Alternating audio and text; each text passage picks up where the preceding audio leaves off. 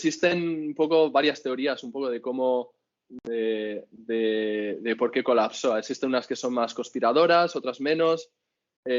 ¿Cuáles queréis escuchar? ¿Las conspiradoras? Conspiradoras, por favor. Completamente. Siempre.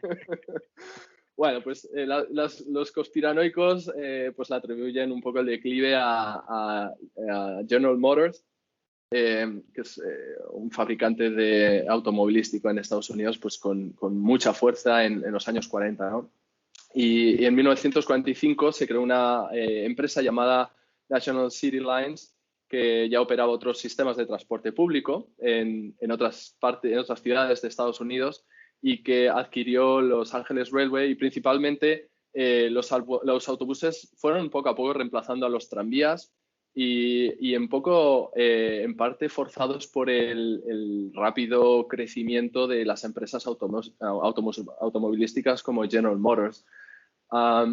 Esa es un poco la teoría un poco más conspiranoica. Seguro que habéis visto fotos de tranvías apelotonados en chatarrerías, unos encima de otros.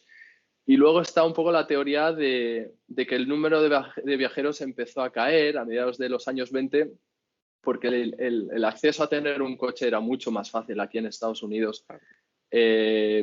Muchas ciudades también decidieron tener autobuses, porque hacía un poco que ya no tenían que construir infraestructuras, e incluso podían cambiar las rutas en cualquier momento. Así que incluso Pacific Electric, esa empresa de la que os he hablado antes, compró autobuses también, y los tranvías también experimentaron también escasez de mano de obra. Hubo muchas huelgas en aquella época, y luego llegó la Gran Depresión incluso, y la cantidad de gente que cogía el transporte público pues era casi la mitad de lo que había sido, y poco a poco los tranvías pues eran más lentos también al haber más tráfico, más vulnerables también a la hora de circular.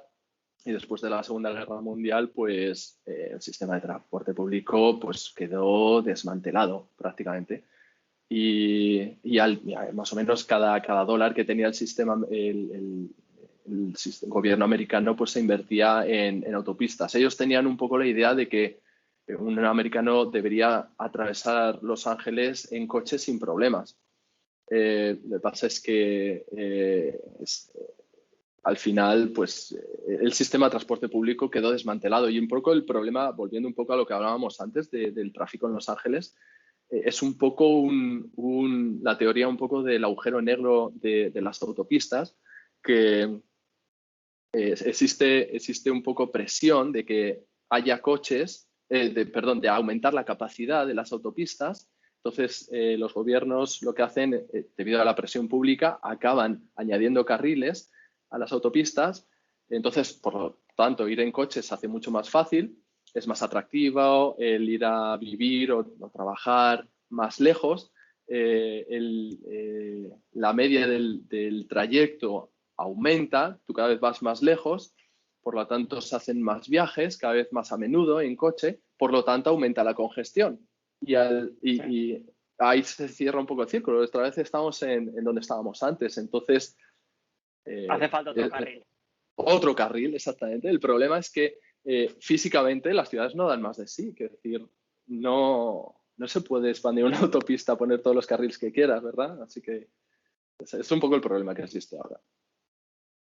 Y hablando de señalización, aquí en Europa se ha impuesto claramente el RTMS, pero incluso hay países fuera de Europa que ya tienen proyectos donde también piden RTMS porque se han dado cuenta de las ventajas que tiene este sistema. ¿Ves posible la llegada y la implantación un poco a nivel general del RTMS en Estados Unidos? Sí, no, desde luego. Sin ir más lejos, este proyecto de alta velocidad que os comentaba antes está basado en RTMS nivel 2, y básicamente su teoría es que no quieren reinventar la rueda. Es un sistema que funciona bien en Europa y lleva muchos años operándose, y simplemente lo quieren implementar aquí en Estados Unidos. Y a nivel de futuro, ¿hay más proyectos en esto? Y ya saliendo un poco de tu zona, que es la que controlas, que sería California, Los Ángeles, ¿hay más proyectos que se oigan en Estados Unidos de líneas de alta velocidad para conectar ciudades importantes que estén en un rango de, pues esos 600, 700 kilómetros? o a nivel de futuro tampoco Estados Unidos se espera que invierta mucho en este tipo de líneas? Pues todo esto son rumores. Se hablan rumores de una participación público-privada para llevar el ferrocarril hasta Las Vegas, que andaría más o menos en el entorno de esas 6 horas, donde el transporte por ferrocarril o de alta velocidad es muy atractivo frente al coche o frente al avión. Pero no dejan de ser rumores. No existe una ejecución formal o una licitación que saque el gobierno. A día de hoy a mí no me llegan noticias de que haya salido a licitación estos proyectos. Y luego, para conseguir los fondos, pues hombre, tienen que aprobarse a altas esferas un poco políticas. Y yo creo que espero que habrá proyectos de este tipo, pero a día de hoy, yo solo conozco el de alta velocidad de aquí, de California. ¿Y ves viable concienciar a la población estadounidense de utilizar más el tren y menos el coche? ¿O es un reto perdido ya? Yo creo que se puede hacer. Yo creo que cuando se vean un poco los beneficios de coger el ferrocarril frente a ir en coche, yo creo que más gente se empezará a promover más. Y creo que se están dando muy buenos pasos, desde luego en Los Ángeles, una ciudad que creo que está haciendo cosas muy buenas. Lo que pasa, yo creo que un poco el problema de raíz es un poco la extensión horizontal de estas ciudades que son inmensas, donde yo creo que incluso es hasta por cultura, ¿no? Yo creo que 200 años cuando llegaron los americanos, o los estadounidenses, perdón, en la costa este tenían inmensidad de tierra. Sus ciudades son súper extensas. Entonces, un sistema de transporte público tiene muchas más complejidades que en Europa. Y creo que empezarán a cogerlo. Empezarán a coger el transporte público más ferrocarril cuando realmente tengan que ir a trabajar y vean que, oye, es que tardo menos en ferrocarril que en coche. Bueno, Gerardo, y ya para ir terminando, hay una pregunta que nos gusta mucho hacer, un poco para que la gente se dé cuenta de en qué consisten otras profesiones dentro del ámbito ferroviario. Cuéntanos un poco cómo es tu día a día, desde que te levantas y llegas a la oficina hasta que vas a casa.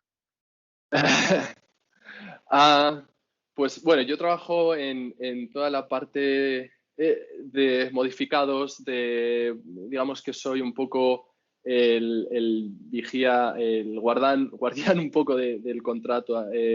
Llego a la oficina, tengo un grupo de compañeros muy, muy bueno, la verdad que siempre me han tratado muy bien y me encargo de todo el tema de modificados, negociar con Metro. Pero Gerardo, llegas a la oficina, ¿a qué hora se llega a la oficina en Estados Unidos? Bueno, yo me levanto a las 5 de la mañana y llego más o menos a las 6:30. Salgo a las 4, más o menos. Siempre, la verdad que tenemos mucha flexibilidad para entrar y salir, incluso alguna vez hasta para trabajar desde casa. En ese sentido, me gusta mucho el sistema americano. Y me gusta mucho un poco la cultura de no calentar el asiento que dicen en España. Me gusta mucho la cultura de no tener que tomarse desayunos de 1 hora para ir a no sé qué restaurantes. Me gusta mucho eso. Y me gusta mucho el entorno.